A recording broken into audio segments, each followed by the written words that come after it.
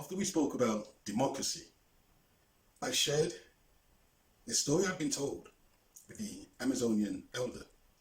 His name is Rising Cloud. And when I finished the story, he said, "Is what you tell me true?" I said, "Yes." "Can you prove it?" "Yes." And this was a narrative that I was told.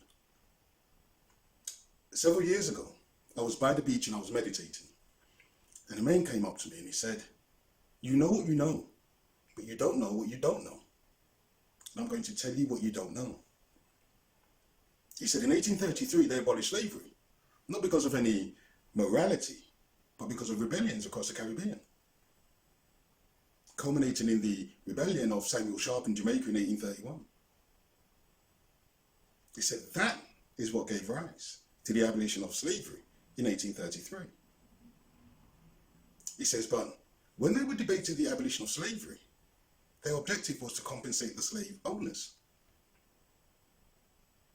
He said, "Do you know who the slave owners were?" I said, "No." He says, "They were the MPs themselves." And I'm thinking, this can't be right. We were told it was out of some sort of moral code or some moral ethics why slavery was abolished. He said, "I see your doubt, but there was a TV documentary in 2015 on the legacies of the beneficiaries of the recipients of the Slave Compensation Fund." He said extensive research was done by University College London in 2015, which detailed who the beneficiaries were. And half of the beneficiaries were MPs. He said it was the MPs that were the slave owners. And they passed a law to compensate themselves, the equivalent of £16 billion.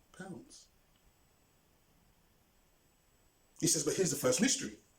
You cannot find a public copy of the text of the Abolition of Slavery Act. He says the full document has been erased, and he gave me the evidence to prove it. He said it was the abolition of the Slavery Act which gave rise to the Slave Compensation Fund in 1837. He said it really should have been called the Slave Owners Compensation Fund, because they're the only ones who got compensated. He says, but the second mystery is that there is no copy of the text of that act. He says it's been concealed, it's been hidden from view. No one knows what is in the Slave Compensation Fund Act. He goes, what's even more peculiar is that there are no debates leading up to the implementation of the Act. No debates exist. He says there is only one documented record of any mention in Parliament of the Slave Compensation Bill. That was in August 1836, and he showed me a copy of that text. He says you can source and review public records and public archives of debates which precede an act, and copies of laws that have been enacted. He says this is something you can do from the 17th century. He says, but you cannot find a copy of the Abolition of Slavery Act 1834. And any record of the debates preceding the act for the Slave Compensation Fund, nor a copy of the Slave Compensation Act itself. And he gave me copies to prove the fact, to prove what he was saying. He says, yet every other act and every other debate from 1800 onwards has been recorded, documented, and is a matter of public record. He says, you may think those two facts are strange, but it gets stranger still. He says, you see, how government works is this. A bill is proposed.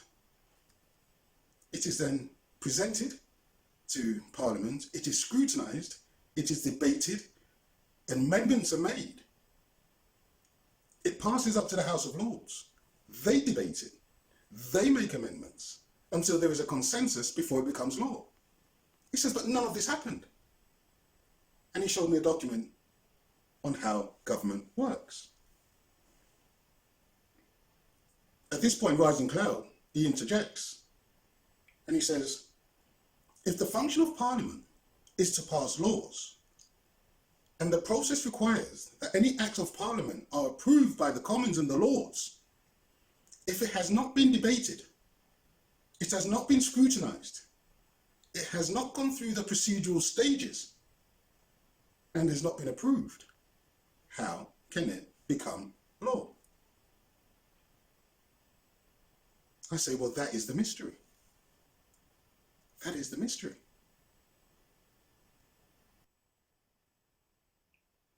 So Rising Cloud, he ponders this and he says, well, help me to understand this mystery. Before any legislation is passed, a bill must be presented to Parliament. Yes. And that bill must be debated. Yes. But no bill was in fact presented. That's correct. And there were no debates. Correct. There is no record of the debates scrutinizing the Slave Compensation Fund. I say no. He says, so how can it become law? And I couldn't answer. He continues, but there was a Slave Compensation Fund. I said, yes. The debt incurred to compensate the slave owners was only paid off in 2015, nearly 180 years. He says, okay.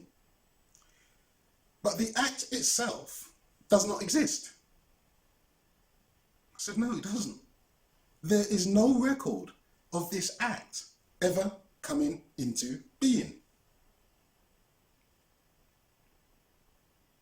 He paused and he looked at me and he said, I cannot comprehend what you are saying. How can something simultaneously be but not be? How can it exist but not exist? I am confused.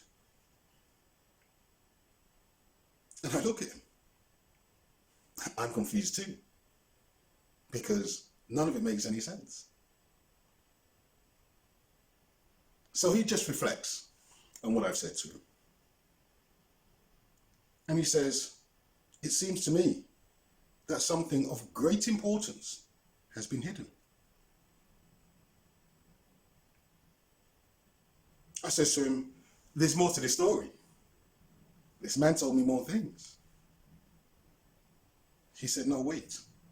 Before you continue, I must reason with what you have told me.